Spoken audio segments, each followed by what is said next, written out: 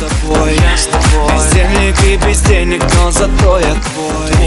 Тебе я обещаю, это временно. Хочу, чтоб ты во мне была уверена. Твои родители меня не